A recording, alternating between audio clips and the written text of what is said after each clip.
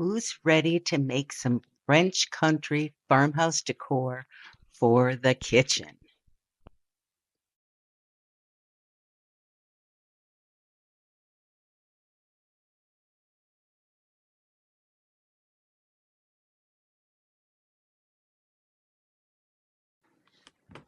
Hello there, welcome to Garden House Studio. In today's video, we are going to take this wooden round, which you can find at the box store, and this wooden signboard and make a sign out of it. We're also going to show you a little bit about this chalkboard, but that will be available in a blog post. And I am going to take this utensil holder, which was a wedding present for me, and we are going to create some French country farmhouse decor. So stay tuned. The first part of any project is the prep, and these pieces are no exception. I cleaned the caddy really well. It had years and years of fingerprints and stuff on it. So I used my Wise Owl cleaner and cleaned it a couple times, let it dry in between, and then it was ready for primer.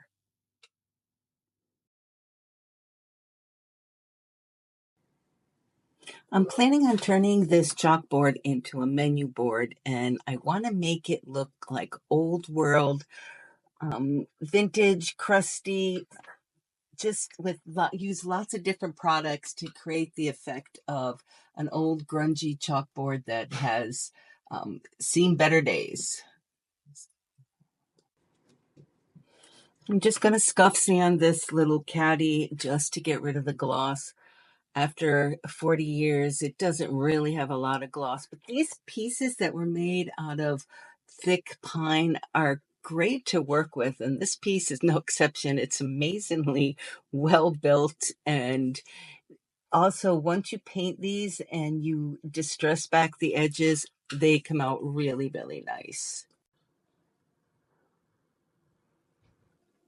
Each one of these pieces needed to be primed, so I'm just going to take my bonding primer from Pentart and I'm going to put a coat of primer on each piece. I am priming this signboard.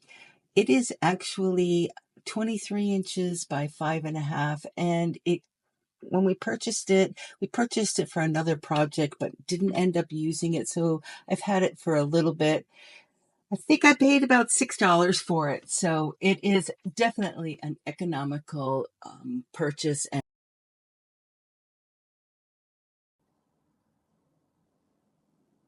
the primer will seal the wood and get it ready for taking the paint. And now to prime the utensil caddy. I think I'm going to end up with 2 coats of primer over this design. Even though I sanded it, it didn't sand back too much. So I'm going to start with 1 coat of primer. We'll see how it does. And then we'll probably end up, at least in the front, putting another coat of primer to kind of hide that design. I'm going to be using the IOD paint inlay melange for this piece. In fact, I'm going to use it for the big clock that we're going to make also. Yeah, the front is definitely going to need a second coat. So I'm going to put a coat of the same primer that I'm using, the Pentart bonding primer, on the wooden round that is eventually going to be our farmhouse clock.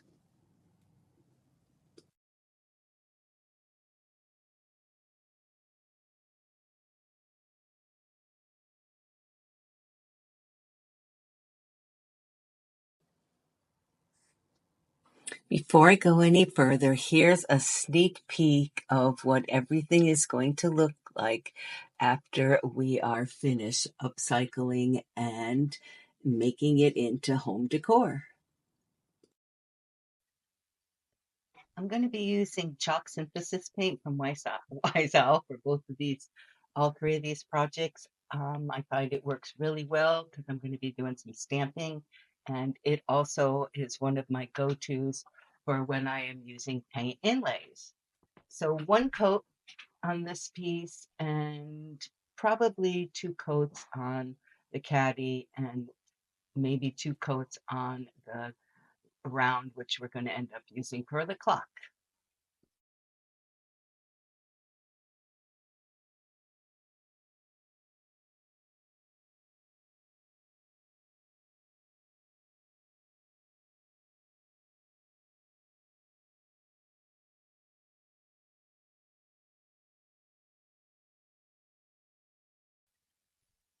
In case you didn't figure it out from the painting that was on the front of this tool caddy, I got married in the 80s, and this kind of, um, I guess I call it chunky pine. Chunky pine with painting on it was super popular then. We actually got this piece and a recipe box, and one other piece was in that gift, but I used them for years and years. They never fell apart, and now they're ready for a makeover.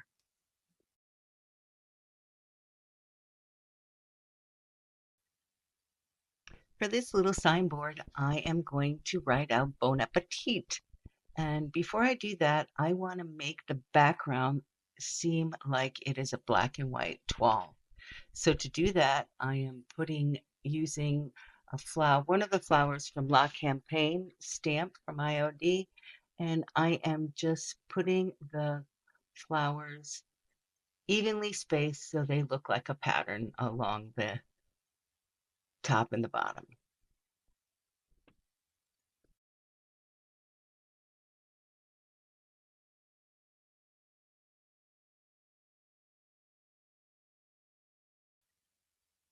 Once I have all my flowers stamped, it's time for my typography. And I am not using a stamp. I'm actually going to use a stencil that I have had since I used to teach school. And the reason being is the stamps were too small, they didn't look right. And this particular stencil is the perfect size, and you'll see it fits right in there. So I'm going to stencil it in that same um, black color. And so this is a line of letters as opposed to a single letter. So I'm going to block the letters next to it off. And when you use a stencil, you have the little things called bridges after you've stenciled where it looks like a stencil. So I don't like those lines. So I get rid of them, and I'm going to show you how I get rid of them. And I actually do it each letter, one letter at a time. I don't go any further. I just do each letter. Get rid of the bridges right away while the paint is still wet.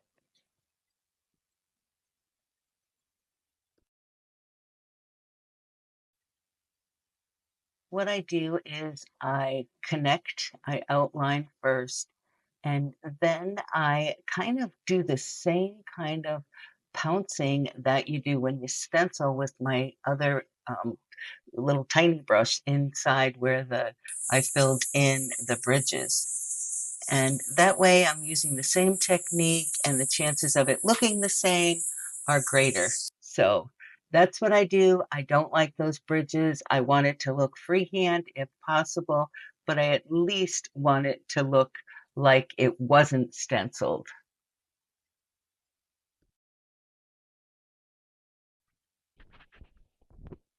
It takes a little time to go back and do each letter, but it is worth it in the end. It makes a much more uniform look and a more finished design.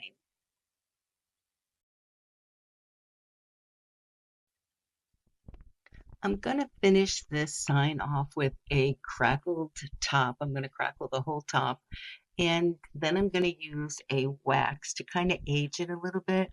And the last thing I'm going to do is I'm going to paint all around where it's been routed out. I'm going to add the black to that just to frame it in and to finish it off.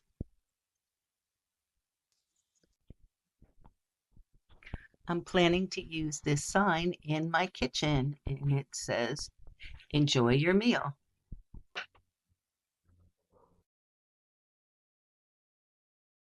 Before I added the crackle medium, I sanded it super lightly just to kind of even out the coloring of the black paint. And then it is time for step one of the crackle medium. And this is the sticky one, super sticky. And it just, you have to put it on as quickly as you can. It's very sticky and very thick. Put it on, don't overwork it, and then totally let it dry to a point where it isn't so tacky anymore. And once you have the whole thing covered, it is time to let it dry. And I think I let this dry maybe 5 or 6 hours before it was totally um, clear, it gets super shiny. And then it is time, once it is dry, time for that second coat, step two. And that is kind of like a varnish. And again, you don't want to overwork these products. You get the best crackle if you put them on and don't overwork it. So I put on a medium coat and quickly put it on and then let that one dry. And that's when the magic happens. It kind of just starts crackling as it's drying.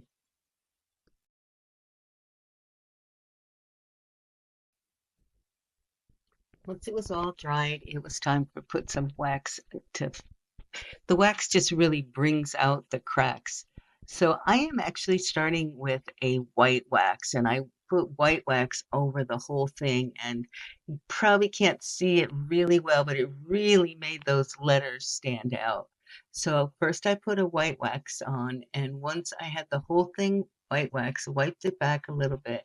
And then I used a brown wax which is actually, I kind of mixed it together to get the color I wanted. I didn't want it to be super black, and I also didn't obviously want it to just remain white because I wanted you to be able to see the cracks. So I have a close-up and you will see just how perfect it came out with those cracks.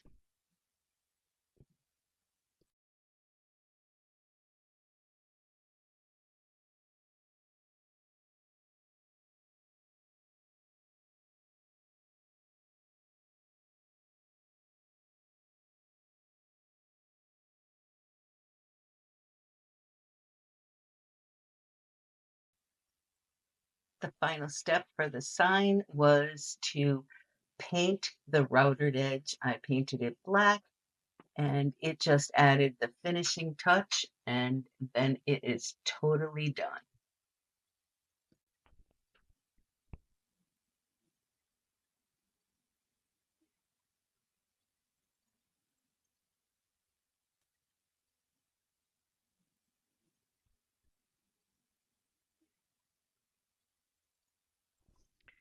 My next French country project is the tool caddy, the kitchen tool caddy. And in keeping with the black and white toile, I am going to be using the Melange paint inlay. And the caddy has 4 sides, so I can choose 4 different designs from the Melange paint inlay. This paint inlay is all smalls, so it's perfect for this project.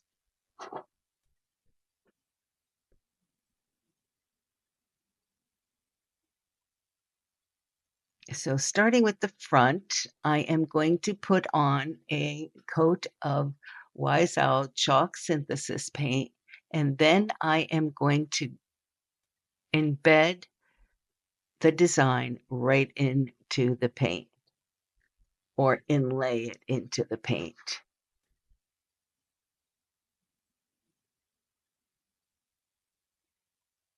A nice even coat, not super thick. I spritz the back to allow it to stretch a little and then smooth it down into the paint, pushing it into the paint. Spritz the top of it and really press that inlay into that paint.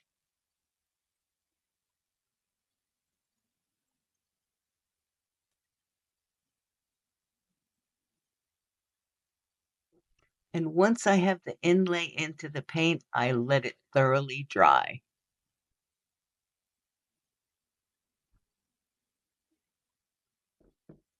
Now that the inlay is dry, the process is reversed. You spritz the top, allowing the paper to get wet enough that it is released. Pull back from the corner once you know that it is absorbed enough.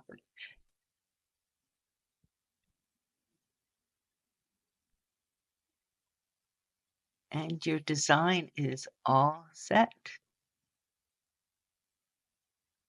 You might have to spray it one more little time to make sure the corners and every bit of it is soft enough to release.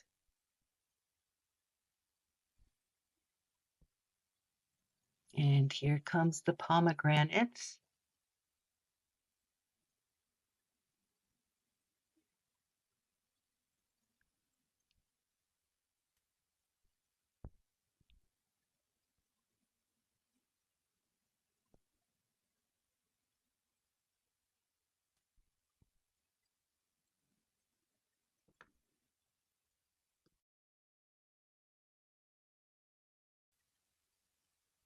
And here comes another botanical.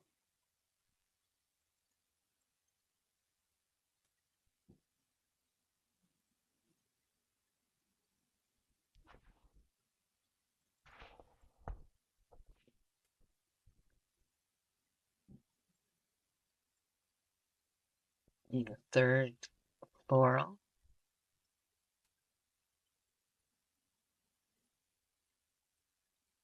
And on the back side, I did a rose. Now, I wasn't happy with just the black and white. I decided I wanted a little texture. So I used the vintage texture stamps to go along the edges and have a little bit of faux crackle on all four of the sides.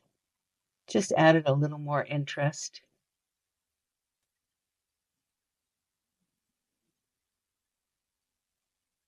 I did it on all four sides. And then I sanded those corners and the edges to make it look distressed.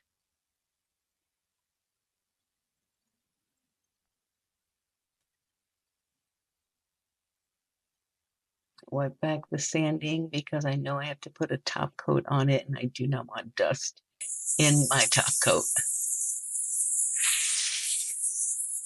I don't know if you can see, but the top of this caddy is kind of sculptured, so there's a couple places where you can distress it back, and it really has a very interesting shape.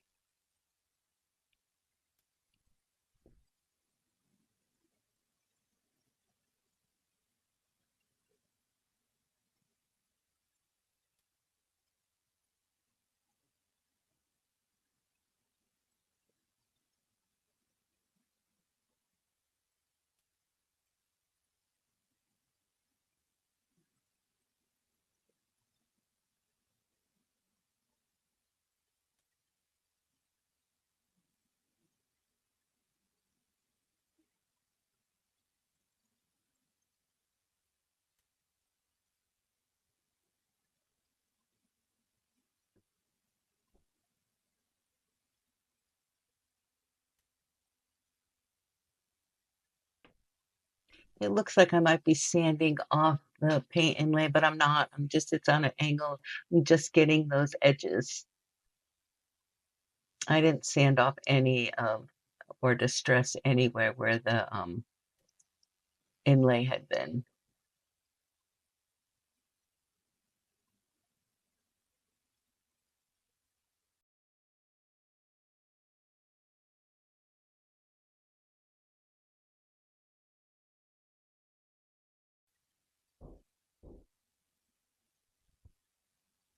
And I put two really thin coats of varnish over the whole project.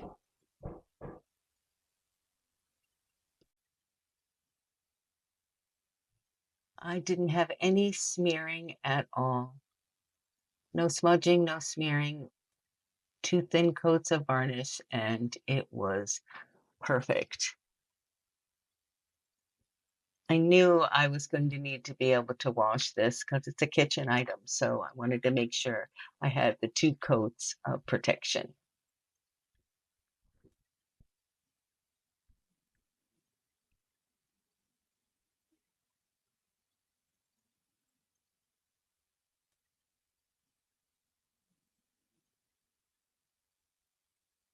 And I am using Wise Owl varnish. I'm using a matte finish. Goes on super smooth. And there it is.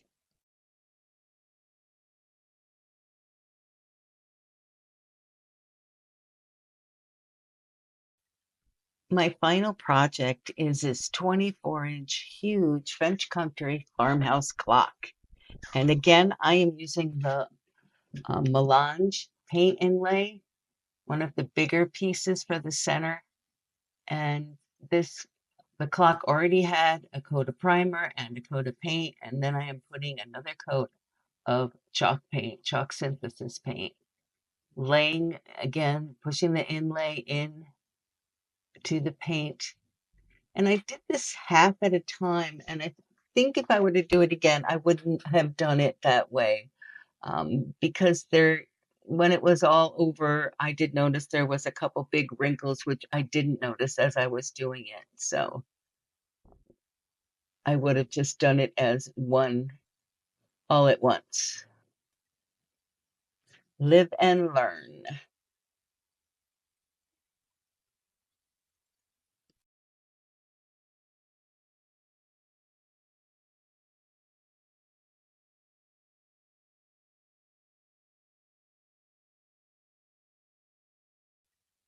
I'm using a brayer to push that inlay into the paint.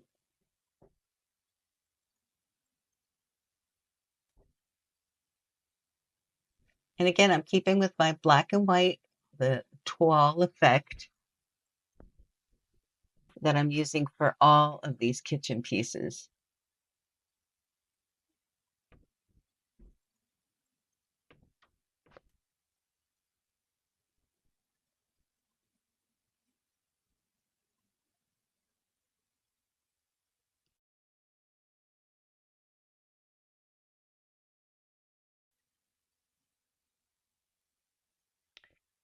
Get it really wet and then allow it to dry.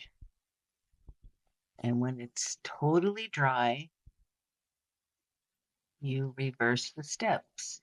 You dampen it, get that paper damp enough to release and pull it off. Now, if you look at this design carefully, you'll see a big swirl and some roses. And I am going to use stamps to fill in the rest of the clock with the big swirl and some roses. And I am going to use the roses from the IOD La Campagne stamp set. And what I am going to use for the big swirls is the tails from the Pavo stamp. And you'll see that they almost are exactly the same as those swirls in this design.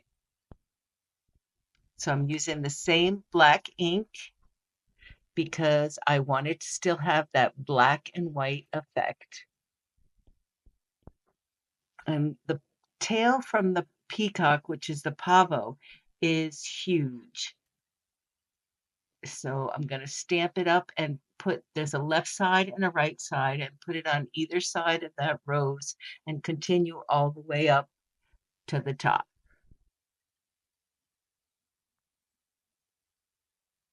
It's just a great big swirl.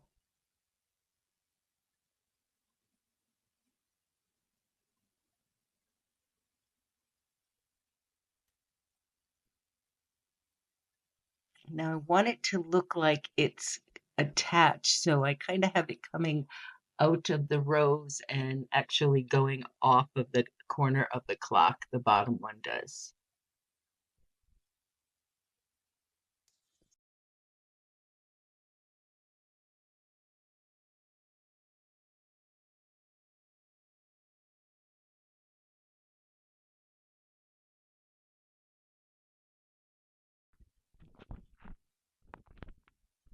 I continue up the whole clock. A swirl, a rose, a swirl, a rose. So there's a rose up at the top, a swirl on either side of it, and then a rose. So there's a rose at 12 o'clock, there's a rose at 3 o'clock, and there's a rose at 6 o'clock and 9 o'clock. and the swirls are in between.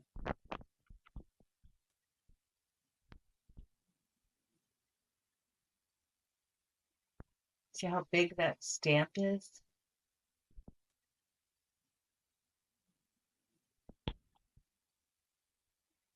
You'd never know it was the tail of a peacock.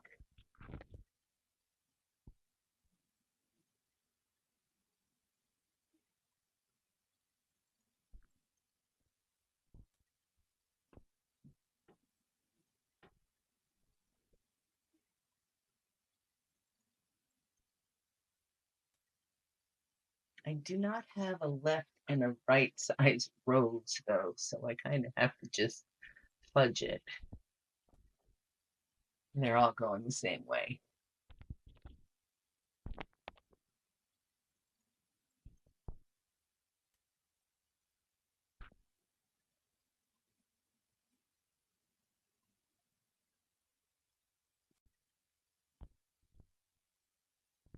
I will list all of the products that I use to make these um, different pieces, and I'll list them in the order that I use them so that it's a little easier to find them if there was something, or actually, I'll list them each next to the piece that I made. And the final part of this clock is to stencil in the Roman numerals.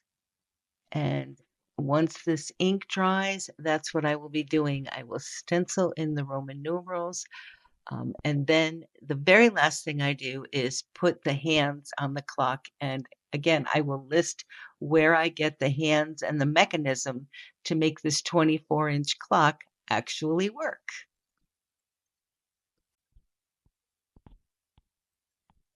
I really enjoyed making these projects, and it's kind of fun in that they're actually going in my new kitchen in my apartment, and I don't have to sell them. Quite often, the stuff that I make, I end up selling, but I'm keeping these.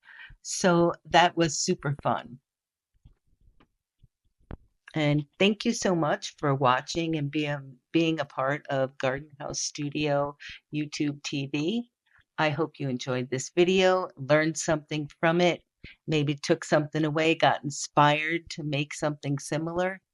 And like I said, all of the supplies that I used are pretty easily obtainable. It might be difficult to get the Pavo stamp because that's been discontinued for a while, but almost everything else is super easy to find, and you could duplicate anything that I made today.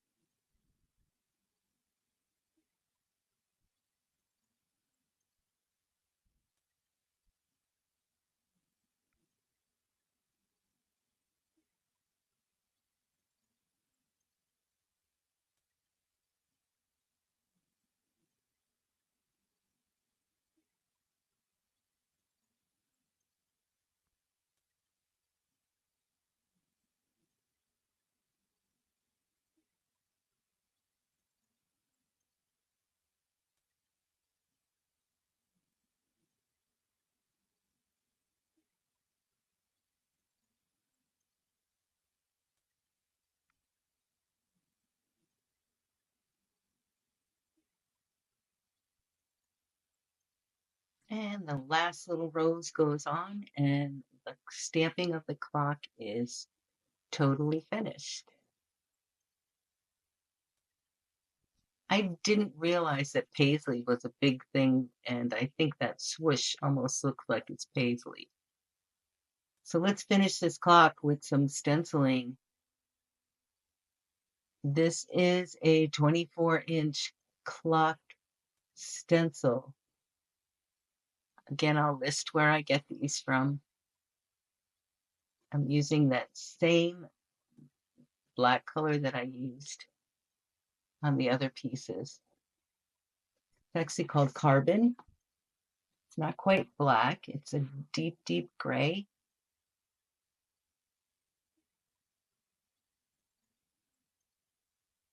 It's very difficult to tape the stencil to the clock because it's the same size, so nowhere really to tape it to. So I have to hold it really firmly as I'm stenciling.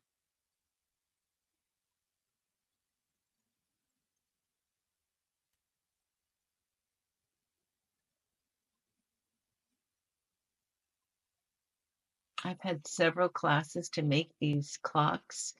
So this stencil has, actually, I think I counted and I've made over 60 clocks with students. Sometimes I wash the stencil and sometimes I don't. This one looks like I haven't washed it.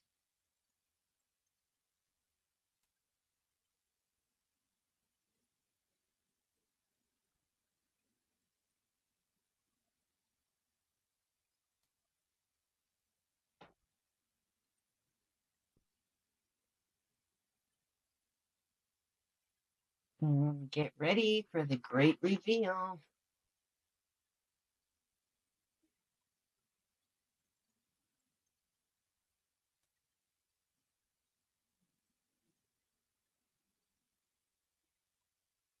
All set.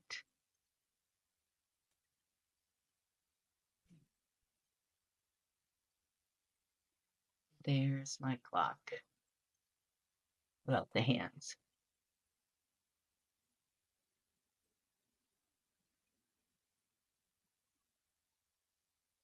I like to go around the edge with the ink pad to just put a line, a black line all along the edge. So I rub the ink pad all along the edge of the clock.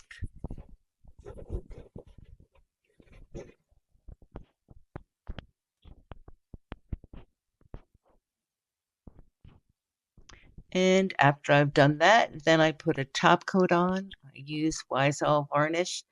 And the center of this piece did smear a little bit. I'm not sure why I had let it thoroughly dry, but it actually, when it smeared, it came out a little bit brown, not so much black. But I went over it really, really quickly and just let it dry.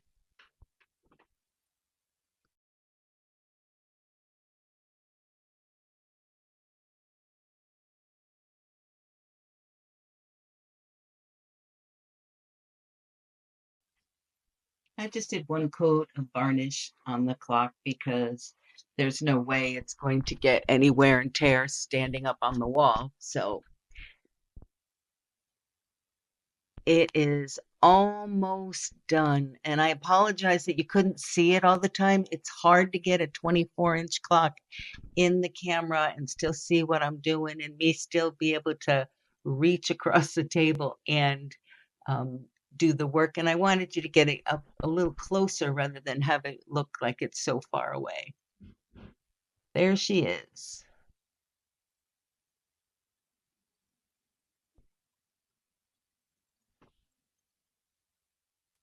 And it's a wrap.